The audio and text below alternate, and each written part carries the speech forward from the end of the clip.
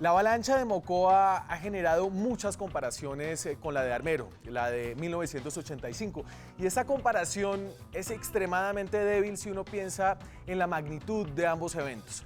Pongámoslo en vidas humanas. Por trágica que sea la muerte de casi 300 personas en Mocoa, no se compara con los 23.000 muertos de Armero y sus alrededores. Sin embargo, por otro lado, sí hay formas más profundas en que estos dos hechos tienen unas similitudes escalofriantes.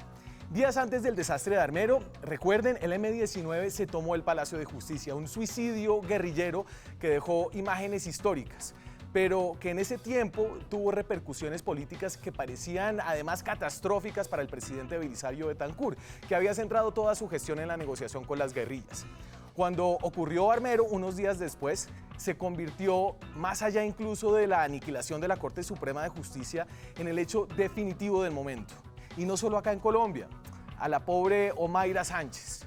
La revolotearon fotógrafos extranjeros y locales por igual mientras moría enredada en el lodo. De hecho, el fotógrafo francés Franck Fournier se ganó el prestigioso premio World Press Photo con esta imagen que ven atrás.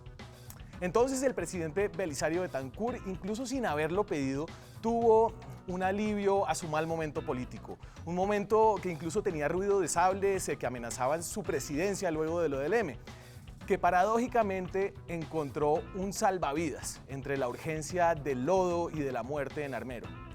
Visto desde arriba, entonces, Armero era un lodazal que incitaba a la empatía, a la solidaridad, a la unidad nacional. El desastre de Armero terminó convertido en una forma de generar legitimidad estatal en ese momento.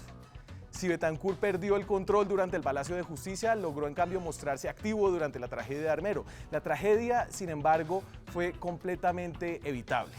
Varias autoridades regionales y especializadas ya habían advertido sobre los riesgos de asentarse en las faldas del volcán Nevado del Ruiz, que además había ya hecho explosión en 1595 y 1845, como consta en las fuentes históricas que estaban disponibles en ese entonces.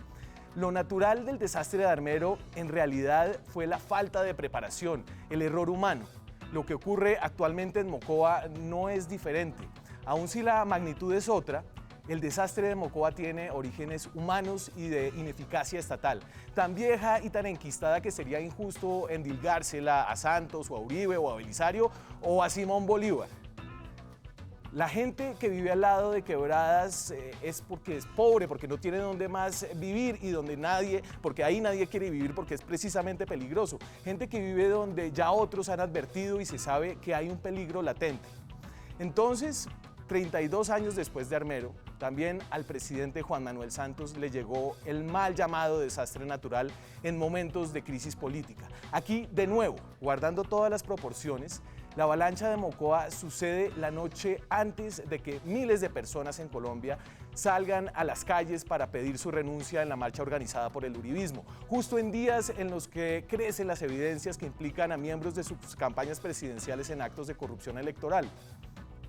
Hoy, en una breve pausa de polarización, hay una cosa que une a los colombianos, a santistas y uribistas, al país político y al país real. Una unión trágica por el desastre, una unión que parece de nuevo olvidar a preguntarse, menos por los defectos del presidente de turno y más por los defectos de los gobiernos de siempre.